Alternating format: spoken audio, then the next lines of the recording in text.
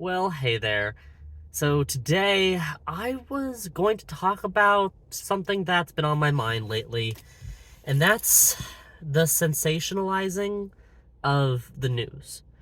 It's a thing that I'm sure we're all very familiar with in our modern era, where you can hear about the same story in many different perspectives, but the majority of the ones you hear, they're very sensationalized. They are blown out of proportion, or they are very carefully worded, designed, or angled to drive your outrage. They are entirely designed to gain clicks and to gain shares and to drive ad revenue and to get followers to build more ad revenue. And so I think a really big problem in America today and in the world in general, but really, man, we got this problem here at home, is we can look at something and we just go all out with our opinion. We take a side and we take it hard. Whether you're left, right, center doesn't matter. And whether within those, lefts or rights, whether you're left or right within that spectrum, because man, I think a lot of people misunderstand that there are way more than just Republicans and Democrats, and within Republicans and Democrats, there are way more than just, say, MAGA and fiscal conservatives, or the Democratic Socialist Bernie and the neo-libs. There are so many ideologies and so many ways of expressing oneself, and that's complicated. And we don't do complicated. And so when we look at a story like the current conflict, which I'm not going to name because I don't want to be a clickbait video. I'm not trying to capitalize on death and on suffering. I don't want to do it. But we all know what conflict I'm talking about. The one that's in the news every day. The one that overshadowed the other conflict that's still going on, mind you. And we are blowing this out of proportion in the sense that we are using it as a justification for hating each other. I mean, it's all well and good if you have an opinion about the actions of an individual nation or politician, about the actions of the militaries involved, of the right or wrong of certain tactics when it comes to getting attention and trying to spread your message, whether those tactics are peaceful or violent. You can have all your opinions about that. Those are legitimate conversations. What's not a legitimate conversation, though, is when we let that bleed into the way we're treating our neighbors, our friends, strangers on the internet. We go all out. Whether you are on one side or the other, you are 100% on one side or the other. But let me ask you, how many of you have family members there? How many of you are actually involved in any way? How many of you are just responding because you're full of outrage?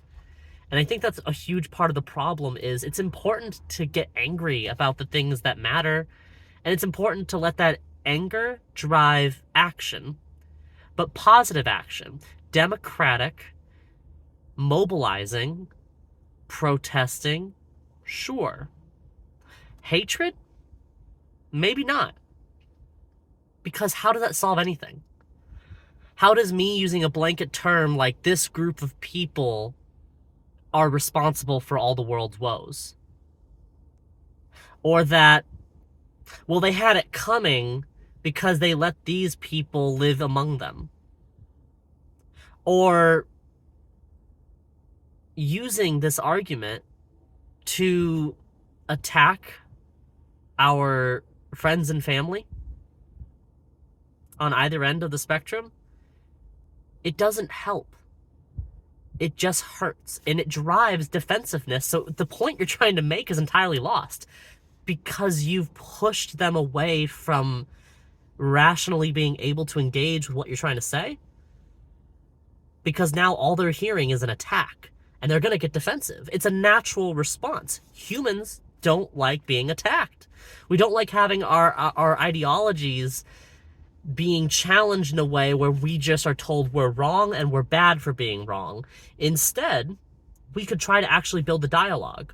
We can try to engage with people and have legitimate conversations And where those conversations are not possible, we should stop engaging. Because when you feed outrage, especially very misguided outrage that even leaves the point of the conversation and it goes into something way different, you're not making the situation better. You're just wasting your time, and you're feeding an energy that will bleed out into the rest of the discourse. And so I just highly encourage everyone, when you're posting online, when you're engaging in a comment thread, when you're posting a video and you want to share your opinion about a current event, just remember that words have power. They have a lot more power than I think people give them credit for. And it's important to remember that the things we say to each other can snowball and develop into a cultural norm where we stop treating each other with respect. And that needs to be challenged, because we are all deserving of respect, even if we disagree with each other. And boy, do I disagree with many of the opinions I've been seeing lately. But it's not for me to tell you that you're a bad person. It's not even for me to think that. It's for me to try to understand, why is that your belief? And can you understand my belief? And in the understanding of those, can we find something in between? Because I'll be really honest, I don't think most people hate each other. I think most people just want to get on with life and live decently and have a fair wage and be respected and feel like their work matters and be able to have the time to see their kids and to be with their friends and family and to have their hobbies. And I just think it's important that we focus on what matters and not all of the anger, because we can change the world without outrage. We can. And we should. And that's just my 2 cents on that.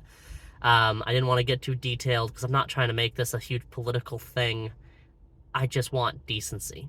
And I hope we can find some of that. Anyways, next time, we'll see you and we'll have another topic and we'll see where it goes. But thank you for listening, and I will catch you next time.